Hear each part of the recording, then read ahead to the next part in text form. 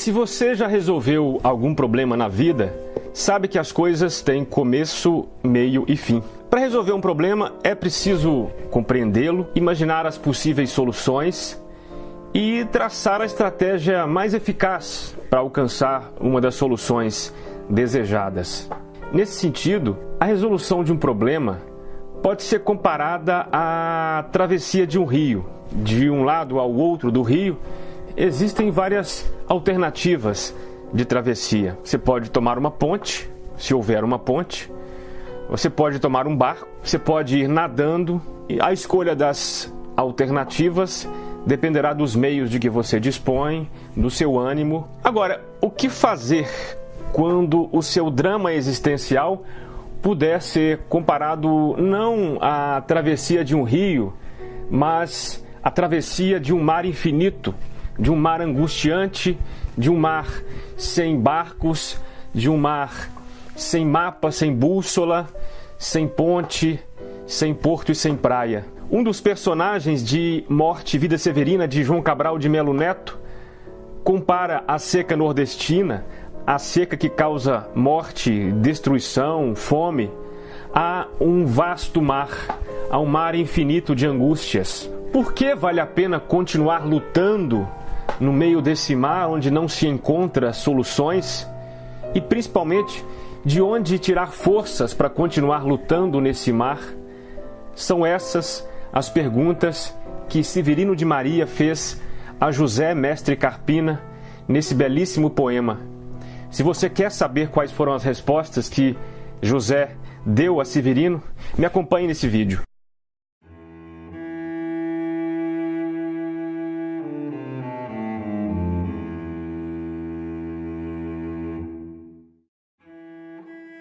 O poema Morte e Vida Severina, de João Cabral de Melo Neto, conta a história de Severino, um retirante do sertão nordestino que, fugindo da seca e da fome do sertão, se dirige a Recife em busca de emprego.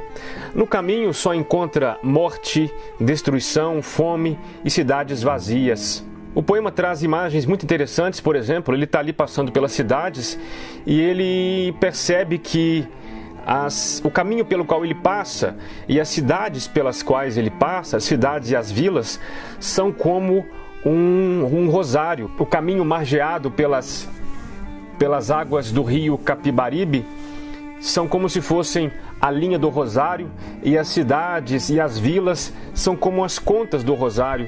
E aí ele se pergunta: como me orientar nesse rosário se as vilas estão, grande parte delas, vazias, sem ninguém?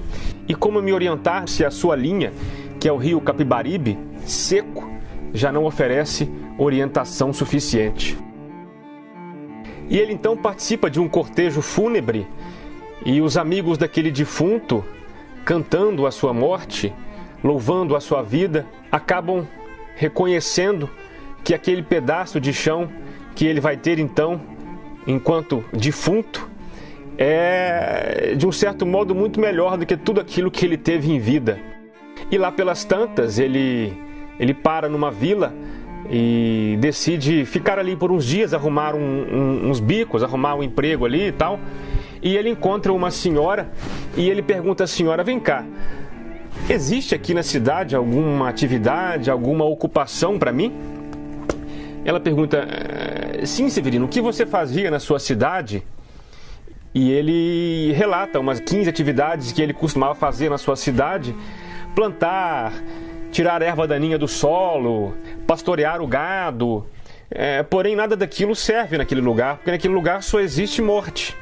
E as profissões que vicejam naquele lugar são as profissões que ajudam a morte. Essa senhora, por exemplo, era uma rezadeira profissional que era chamada para acompanhar os enterros. Então Severino chega numa outra vila e encontra ali uma família e conversa com seu José Mestre Carpina sobre a miséria que assola aquele local. Severino pergunta: seu José, esse rio aqui, é possível cruzá-lo? Ele é fundo? Ele é raso? Como é? Como fazer para cruzá-lo? E ali se desenvolve um diálogo entre os dois e eles acabam concluindo que a situação existencial vivenciada naquele local não é nada parecida com o rio, e sim com um vasto mar de desespero, mar que não é possível transpor. E aí Severino pergunta a ele se, diante daquela miséria, não seria melhor lançar-se para fora da ponte da vida, não seria melhor tirar a sua própria vida. Seu José, mestre Carpina, e quando ponte não há, quando os vazios da fome não se tem com que cruzar, quando esses rios sem água são grandes braços de mar. Severino retirante, o meu amigo é bem moço, sei que a miséria mar largo não é como qualquer poço, mas sei que para cruzá-la vale bem qualquer esforço. Severino retirante, o mar de nossa conversa precisa ser combatido sempre, de qualquer maneira, porque senão ele alaga e devasta a terra inteira. Seu José, mestre Carpina, em que nos faz diferença que como frieira se alastre ou como rio na cheia, se acabamos naufragados num braço do mar miséria? Seu José, mestre Carpina, que diferença faria se em vez de continuar, tomasse a melhor saída, a de saltar numa noite, fora da ponte e da vida? E Severino ainda não sabia, mas está para nascer uma criança. Essa criança certamente simboliza o menino Jesus, né? Aliás, o povo nordestino em retirada para as grandes cidades certamente simbolizam aí o povo judeu em busca da terra prometida. E essa criança que ele encontra nascendo ali no meio do caminho, filho de José, simboliza sem dúvida nenhuma o menino Jesus. E é uma parte linda do poema, porque os amigos trazem as prendas para aquela criança, cada presente mais singelo do que o outro, mas você sente ali a presença de uma pessoa, você sente o carinho com que cada uma daquelas pessoas leva aquela criança às suas oferendas. Severino retirante, deixe agora que lhe diga. Eu não sei bem a resposta da pergunta que fazia, se não vale mais saltar fora da ponte e da vida. Nem conheço essa resposta, se quer mesmo que lhe diga. É difícil defender só com palavras a vida, ainda mais quando ela é esta que vê, Severina. Mas, se responder não pude a pergunta que fazia, ela, a vida, a respondeu com sua presença viva. E não há melhor resposta que o espetáculo da vida. Vê-la desfiar seu fio, que também se chama vida. Ver a fábrica que ela mesma teimosamente se fabrica, vê-la brotar como há pouco em nova vida explodida, mesmo quando é assim pequena a explosão, como a ocorrida, mesmo quando é uma explosão como a de há pouco, franzina, mesmo quando é a explosão de uma vida severina.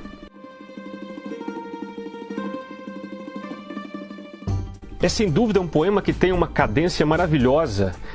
Durante todo o seu trajeto em direção à cidade grande, em direção a Recife, Severino não vê nada além de morte, não vê nada além de destruição. E ele encontra então em seu José uma pessoa que tem consciência da miséria em que vivem, mas que ainda tem uma razão para viver, uma razão para combater esse mar de miséria, para que ele não acabe alagando a vida inteira. E aquela criança que nasce naquele ambiente acaba trazendo um novo alento e acaba justificando o sofrimento de todo aquele povo. E por que a criança traz esse novo alento? É João Cabral de Melo Neto que nos diz, na parte final desse belíssimo poema, de sua formosura, deixai-me que diga, é belo como o coqueiro que vence a areia marinha. De sua formosura, deixai-me que diga, belo como a veloz contra o agreste de cinza. De sua formosura, deixai-me que diga, belo como a palmatória na caatinga sem saliva. De sua formosura, deixai-me que diga, é tão belo como um sim numa sala negativa, é tão belo como a soca que o canavial multiplica, belo porque é uma porta abrindo-se em mais saídas, belo como a última onda que o fim do mar sempre adia, é tão belo como as ondas em sua adição infinita, belo porque tem do novo a surpresa e a alegria, belo como a coisa nova, na prateleira até então vazia, como qualquer coisa nova, inaugurando o seu dia. ou como o caderno novo quando a gente o principia. E belo porque com o novo todo o velho contagia. Belo porque corrompe com sangue novo a anemia, infecciona a miséria com vida nova e sadia, com oásis o deserto, com ventos a calmaria.